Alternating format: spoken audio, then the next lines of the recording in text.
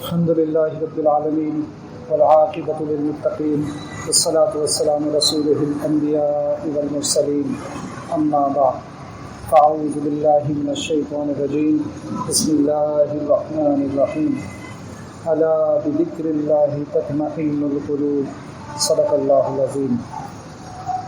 سورہ اعراف کی آیت ہے جو بھی میں نے تلاوت کی۔ اس آیت کا مطلب یہ ہے کہ دلوں کا سکون، اللہ سبحانہ وتعالیٰ فرما رہے ہیں کہ سن لو، دلوں کا سکون اللہ تعالیٰ کے ذکر میں ہے، یعنی اللہ تعالیٰ کی یاد میں ہے۔ تو یہ دلوں کا سکون کیا ہوتا ہے؟ دلوں کا سکون دو طرح کا ہوتا ہے، ایک ظاہری ہوتا ہے اور ایک باطنی سکون ہوتا ہے۔ تو ظاہری سکون کی مثال یہ ہے کہ اگر کسی کو، اللہ نہ کرے، کسی کو دل کی بیماری ہو جائے، ہارٹ اٹیک ہو جائے یا اس کی کوئی آرٹریز بلاک ہو جائے، تو پھر اس کو ساری عمر کا ایک مسئلہ ہو جاتا ہے۔ اس کو ساری عمر دوائیاں کھانی ہے، ساری عمر پرہیز کرنا ہے، ساری عمر خیال رکھنا ہے کہ اسے غصہ نہ آ جائے، ساری عمر اس کا کھٹکا لگا رہے گا کہ کہیں دوبارہ سے ہارٹ اٹیک نہ ہو جائے۔ تو پوری زندگی جو ہے پھر اس کی تھوڑی سی کہنا چاہیے یا زیادہ کہنا چاہیے کہ بے چینی میں گزرتی ہے اور دل کا سکون ختم ہو جاتا ہے۔ تو لیکن کیا اس آیت میں اللہ سبحانہ وتعالیٰ دل کے اس سکون کا ذکر فرما رہے ہیں یا دل کا کوئی اور بھی سکون ہوتا ہے؟ تو اللہ تعالیٰ فرما رہے ہیں الا بذکر اللہ تطمئن القلوب، کہ اللہ تعالیٰ کی یاد سے دلوں کا سکون ہے۔ تو اللہ تعالیٰ کی یاد کیا ہے؟ اللہ تعالیٰ کی یاد اگر دل میں نہ ہو اور اللہ تعالیٰ کے علاوہ دوسری یادیں دل میں، دوسرے ذکر دل میں موجود ہوں، وہ دل کبھی بھی خوش نہیں رہ سکتا، وہ دل کبھی بھی سکون میں نہیں رہ سکتا۔ اور اللہ کے ذکر میں مفسرین نے فرمایا کہ وَلَذِكْرُ اللَّهِ اکبر جو آیت ہے، یعنی اللہ کا ذکر سب سے بڑی چیز ہے۔ اس کا مطلب کیا ہے؟ مفسرین نے فرمایا کہ نماز، تو نماز ذکر کی سب سے بڑی مثال ہے کہ اگر اللہ تعالیٰ کی یاد کسی چیز میں ہے تو سب سے زیادہ نماز میں۔ اب اگر کوئی نماز چھوڑ دیتا ہے تو اس کا دل کیسے سکون میں ہو سکتا ہے؟ اس کا دل میں جب اللہ کا ذکر یعنی نماز ہی نہیں ہے تو پھر اس کا دل کیسے سکون میں ہو سکتا ہے؟ تو ہم یہ اپنے آپ سے بھی پوچھ سکتے ہیں اور ہمارے آس پاس کے لوگ ہیں ان کو ہم دیکھ سکتے ہیں کہ ان کی زندگی میں سکون ہو ہی نہیں سکتا اگر ان کی زندگی میں نماز نہیں ہے۔ اور وہ نہ صرف یہ کہ دل میں ایک مجرم ہونے کا احساس رہتا ہے، بلکہ ویسے بھی ان کے دنیاوی معاملات ایسے ہوتے ہیں جس کی وجہ سے وہ پریشان رہتے ہیں۔ تو دل کا جو چین ہے، جو سکون ہے، اس کی ایک مثال تو یہ ہے کہ ظاہری طور پر وہ دل پریشان ہو، اس کے اندر بیماری ہو، لیکن نبی کریم صلی اللہ علیہ وسلم کی ایک حدیث ہے جس میں نبی صلی اللہ علیہ وسلم فرماتے ہیں کہ سن لو الا وان فی الجسد مضغۃ اذا صلحت صلح الجسد كله واذا فسدت فسد الجسد كله، کہ سن لو انسان کے جسم میں ایک حصہ ہے، ایک گوشت کا ٹکڑا ہے کہ اگر وہ صحیح ہو تو پورا جسم صحیح ہو جاتا ہے، اور اگر اس میں فساد ہو تو پورے جسم میں فساد پیدا ہو جاتا ہے۔ تو اس کا مطلب کیا وہ ہے جو اب تک بات ہوئی کہ اگر دل میں کوئی بیماری ہو گئی تو، یا اس کا مطلب کچھ اور ہے؟ ظاہر ہے اس کا مطلب وہ نہیں ہے، اس کا مطلب وہ ہے جو قرآن شریف کی آیت میں آ رہا ہے کہ اللہ تعالیٰ کے ذکر سے دلوں کا اطمینان ہے، دلوں میں سکون ہے۔ تو اچھا، یہ تو شاید ہمیں یہ بھی پتہ ہوگا کہ اس دل کے سکون کا کیا مطلب ہے، یعنی اللہ کی یاد دل میں ہو، کوئی اور یاد دل میں نہ ہو تو پھر دل سکون سے رہتا ہے۔ لیکن وہ کیا چیز ہے جو دلوں میں بے سکونی پیدا کرتی ہے؟ مثلا اگر کسی کے اندر تکبر ہے، کسی کو غصہ بہت آتا ہے، اور دل کی اور بھی بیماریاں ہوتی ہیں جیسے حسد ہے، کینہ ہے، تو وہ دل سکون میں نہیں رہتا، وہ ہمیشہ پریشان رہتا ہے۔ جو تکبر میں ہے وہ اس وقت پریشان ہو جائے گا جب اس کو اہمیت نہیں ملے گی، کیونکہ وہ تو اپنے آپ کو بڑا سمجھتا ہے، وہ تو اپنے آپ کو اہم سمجھتا ہے۔ جب اس کی بات نہیں مانی جائے گی، جب اس کو اہمیت نہیں دی جائے گی تو اسے غصہ آئے گا اور وہ پریشان ہوگا، اور پھر اس کا دل جو ہے وہ بے سکون ہو جائے گا۔ اسی طرح اگر کسی کے دل میں حسد ہے اور وہ اس بات پہ پریشان رہتا ہے کہ فلاں کو یہ چیز اللہ نے دے دی، مجھے کیوں نہیں دی، اور فلاں کے پاس یہ بھی ہے، فلاں کی خوشی یہ ہے تو مجھے بھی یہ خوشی ملنی چاہیے، فلاں کے پاس ایسی گاڑی ہے تو میرے پاس ایسی گاڑی ہونی چاہیے، اس کا گھر ایسا ہے تو میرا گھر ایسا ہونا چاہیے۔ تو جس کے اندر یہ حسد ہوگا وہ دل بھی کبھی سکون میں نہیں رہے گا۔ جو شخص مال کی محبت میں گرفتار ہے تو مال بھی ہر کسی کو اپنی مرضی کے مطابق نہیں ملتا، تو وہ مال کی پریشانی میں مبتلا رہے گا کہ مجھے یہ بھی مل جائے اور مال مل جائے اور مال مل جائے، اس کا دل بھی سکون سے نہیں رہے گا۔ اور اگر کسی کے دل میں کینہ ہے،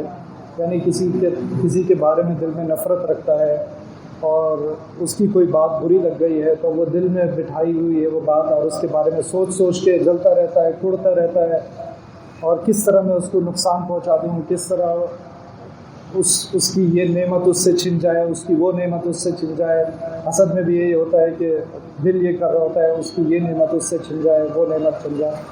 تو وہ دل جو ہے وہ اللہ کی یاد میں نہیں ہے بلکہ وہ اپنی یاد میں مشغول ہے کہ میری یہ خواہش پوری ہو جائے، میری یہ خواہش پوری ہو جائے، مجھے اتنا مال مل جائے، مجھے وہ مل جائے جو اس کے پاس ہے یا اس سے بھی زیادہ مل جائے، مجھے اہمیت نہیں دی گئی۔ تو یہ انسان اپنی یاد میں کھویا ہوا ہے، نہ کہ اللہ سبحانہ وتعالیٰ کی یاد میں۔ اور اگر اللہ تعالیٰ کے ذکر میں کھویا ہوا ہوگا تو پھر اسے یہ پرواہ نہیں ہوگی کہ کس کو کیا دے رہے ہیں، وہ اطمینان سے ہوگا، اللہ تعالیٰ کی تقسیم پر خوش ہوگا، اس کو حسد نہیں ہوگا، وہ اللہ تعالیٰ کی تقسیم پر راضی ہوگا کہ اگر کسی کو زیادہ دیا ہے تو یہ اللہ کا فیصلہ ہے، کسی کو کوئی نعمت دی ہے تو مجھے کوئی اور نعمت دی ہے، میں اس کا شکر ادا کروں، اور میں شکر ادا کروں گا تو اللہ تعالیٰ میری نعمتوں کو بڑھا دیں گے۔ تکبر کے بارے میں اگر وہ سوچے کہ تکبر تو صرف اللہ تعالیٰ کا حق ہے، کسی انسان کسی مخلوق کا حق ہی نہیں، صرف اللہ تعالیٰ کی کبریائی ہے اور کسی کی کبریائی نہیں، تو پھر اور اللہ سبحانہ وتعالیٰ کو عاجزی پسند ہے نہ کہ تکبر پسند ہے، تو پھر وہ انسان تکبر سے بھی خالی ہو جائے گا۔ اسی طرح حب مال ہے کہ اگر اس تقدیر پر وہ راضی ہے، اللہ تعالیٰ کے لیے ہوئے فیصلوں پر راضی ہے، تو پھر وہ حوث نہیں کرے گا کہ مجھے یہ بھی مل جائے اور مجھے وہ بھی مل جائے، اللہ تعالیٰ کی رضا میں راضی رہے گا۔ جب وہ اللہ تعالیٰ کے فیصلوں میں راضی رہے گا تو پھر اس کو کوئی شکایت نہیں ہوگی کہ میں کسی سے حسد کروں، کینہ کروں، غصہ کروں۔ یہ سب باتیں جب ہوتی ہیں، کسی کے اندر غصہ زیادہ ہوتا ہے، تکبر زیادہ ہوتا ہے، حسد ہوتا ہے، کینہ ہوتا ہے، اس کا نتیجہ یہ ہوتا ہے جس کو عام طور پہ ہم نہیں سمجھتے، اس کا نتیجہ یہ ہوتا ہے کہ دل کی وہ بیماری لگ جاتی ہے جس کی ہم شروع میں بات کر رہے تھے۔ کس طرح کہ جب آدمی اس طرح سوچتا رہے گا تو اس کا بلڈ پریشر ہائی ہوگا، اس کو ٹینشن بڑھے گی، وہ ٹینشن پھر ہائپر ٹینشن میں بدل جائے گی، اور یہ وہ چیزیں ہوتی ہیں جو دل کی بیماری کی طرف لے کے جاتی ہیں۔ تو جتنا وہ کڑتا رہے گا، جلتا رہے گا، اس کا بلڈ پریشر بھی بڑھے گا۔ آج جس کو دیکھو اس کا بلڈ پریشر ہائی ہے، جس کو دیکھو اس کو دل کی بیماری ہے۔ دنیا میں سب سے زیادہ لوگ جس بیماری سے مرتے ہیں وہ دل کی بیماری ہے۔ تو بھئی کیا ہو گیا کہ ٹھیک ہے اس کا تعلق غذا سے بھی ہے، اس کا ہم جس طرح زندگی گزارتے ہیں اس سے تعلق ہے، لیکن اس کا بہت بڑا تعلق اس بات سے ہے کہ ہمارے دل میں ہے کیا، کہ ہمارے دل میں اللہ تعالیٰ ہے یا ہمارے دل میں یہ ساری خواہشات ہیں جو ہمیں پریشان کرتی ہیں اور ہمارے دل کا سکون چھین لیتی ہیں۔ تو اگر ہمارے دل میں کسی کے خلاف کوئی بات نہیں ہوگی، ہم لوگوں کو معاف کرنا سیکھیں۔ جب لوگوں کو معاف کر دیں گے تو پھر دل سے شکایت نکل جائے گی، دل سے کڑنا نکل جائے گا، جلن نکل جائے گی، اور ہمارا یہ جو بلڈ پریشر بات بات پہ ہائی ہو جاتا ہے، بات بات پہ غصہ آ جاتا ہے، یہ سارا انشاءاللہ اس سے ہمیں نجات حاصل ہو جائے گی۔ تو یہ دیکھیں کہ وہ کون لوگ ہیں جو زیادہ، ایک سال مجھے ملے کسی مارکیٹ میں، وہ کہہ رہے تھے کہ مجھے 3 یا 4 ہارٹ اٹیک ہو چکے ہیں۔ تو جب ہم بچے تھے تو یہ بیماری بہت کم سننے میں آتی تھی، لیکن جو ہماری خواہشات اور ہماری توجہ دنیا کی طرف بڑھتی جا رہی ہے اور دنیا کے مسائل کی طرف بڑھتی جا رہی ہے، اور جو ہم اللہ تعالیٰ سے دور ہوتے جا رہے ہیں، تو یہ دل کی بیماریاں بڑھتی جا رہی ہیں، دل کی ظاہری بیماریاں بڑھتی جا رہی ہیں، لیکن اس کی بڑی وجہ کیا ہے کہ دل کی باطنی بیماریاں بڑھتی جا رہی ہیں۔ دل کی باطنی بیماریاں وہی ہیں جس کا ذکر کیا۔ تو ایک صحابی تھے جو نبی کریم صلی اللہ علیہ وسلم کے سامنے سے گزرے، باقی صحابہ بھی وہاں پر بیٹھے ہوئے تھے، نبی صلی اللہ علیہ وسلم نے فرمایا یہ آدمی جنتی ہے۔ تو ایک صحابی کو اشتیاق ہوا کہ اس میں کیا ایسی بات ہے کہ یہ جنتی ہے، تو انہوں نے اس کے گھر پہ چلے گئے، ان صحابی رضی اللہ عنہم کے گھر پہ چلے گئے اور ان سے کہا کہ میں آپ کے گھر پہ رکنا چاہتا ہوں، کہ میں حدیث کا مفہوم بتا رہا ہوں آپ کو۔ ان کے گھر پر رک گئے اور 2-3 دن قیام کیا، اور پھر کوئی ایسی بات نظر نہیں آئی۔ وہ اصل میں صحابی چاہتے تھے میں دیکھوں اس کے اندر کیا ایسی بات ہے کہ یہ جنتی ہے، تو وہی بات پھر میں اپنے اندر پیدا کرنے کی کوشش کروں گا۔ تو پھر 2-3 دن جب گزر گئے تو ان سے پوچھا کہ آپ کے اندر کوئی ایسی بات ہے جو آپ بتانا چاہیں، تو انہوں نے تھوڑا توقف کر کے بتایا کہ ہاں میرے اندر یہ ہے کہ میں جب رات کو سوتا ہوں تو اپنا دل صاف کر کے سوتا ہوں، میرے دل میں کسی سے کوئی شکایت نہیں ہوتی، کسی کی نفرت نہیں ہوتی، میرا دل بالکل صاف ہوتا ہے۔ تو اب اللہ کے نبی نے اتنی بڑی ضمانت دی کہ اگر کوئی ایسا انسان ہو جس کا دل مخلوق سے صاف ہو تو پھر وہ اللہ تعالیٰ نبی کریم صلی اللہ علیہ وسلم فرما رہے ہیں کہ وہ جنتی انسان ہے۔ تو بس اس بات کا عام طور پر لوگوں کو احساس نہیں ہوتا کہ ان کے دل میں کس قسم کے خیالات آ رہے ہیں، کس قسم کی خواہشات آ رہی ہیں،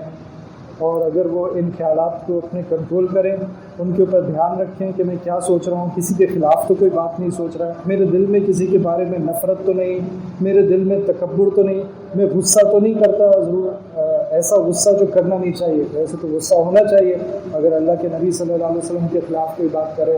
یا دین کے خلاف کوئی بات کرے تو ہمیں غصہ آنا چاہیے، لیکن کیا ناجائز غصہ تو نہیں کرتا کسی کے خلاف۔ اور غصے کا ناجائز ہونے کا آسان طریقہ یہ ہے، اگر ہم پتہ کرنا چاہتے ہیں کہ میں ناجائز غصہ تو نہیں کرتا تو ان سے پوچھیں جو آپ کے ماتحت ہیں، آپ کے نیچے ہیں، کیونکہ انسان عام طور پر اپنے بڑوں پر غصہ نہیں کرتا یا اپنے سے زیادہ طاقت والے پر غصہ نہیں کرتا، بلکہ وہ جو کمزور ہیں ان کے اوپر غصہ کرتا ہے، جیسے گھر والے ہو گئے، زوجہ ہو گئی، بچے ہو گئے، چھوٹا بھائی ہو گیا، ملازمین ہو گئے، تو وہ تمام لوگ جو ماتحت ہیں ان سے پوچھیں کہ کیا میں تمہارے اوپر ناجائز غصہ تو نہیں کرتا، وہاں سے ہمیں جواب ملے گا کہ ہمارے اندر ناجائز غصہ تو نہیں ہے۔ تو اس طرح اگر ہم اپنے اوپر نگاہ رکھیں گے، اپنے خیالات پر نگاہ رکھیں گے اور اپنی اصلاح کی کوشش کریں گے تو انشاءاللہ اللہ سبحانہ و تعالیٰ نے جو فرمایا ہمارا دل بھی ان دلوں میں شامل ہو جائے گا جن میں اطمینان ہے، جو مطمئن ہے، جو سکون میں ہے۔ اللہ تعالیٰ مجھے بھی اور ہم سب کے عمل کی توفیق عطا فرمائے۔ وآخر دعوانا الحمد للہ رب العالمین۔ ربنا تقبل منا إنك أنت السميع العليم وتب علينا إنك أنت التواب الرحيم، وصلى الله تعالى على خير خلقه محمد وعلى آله وأصحابه أجمعين، آمين برحمتك يا أرحم الراحمين۔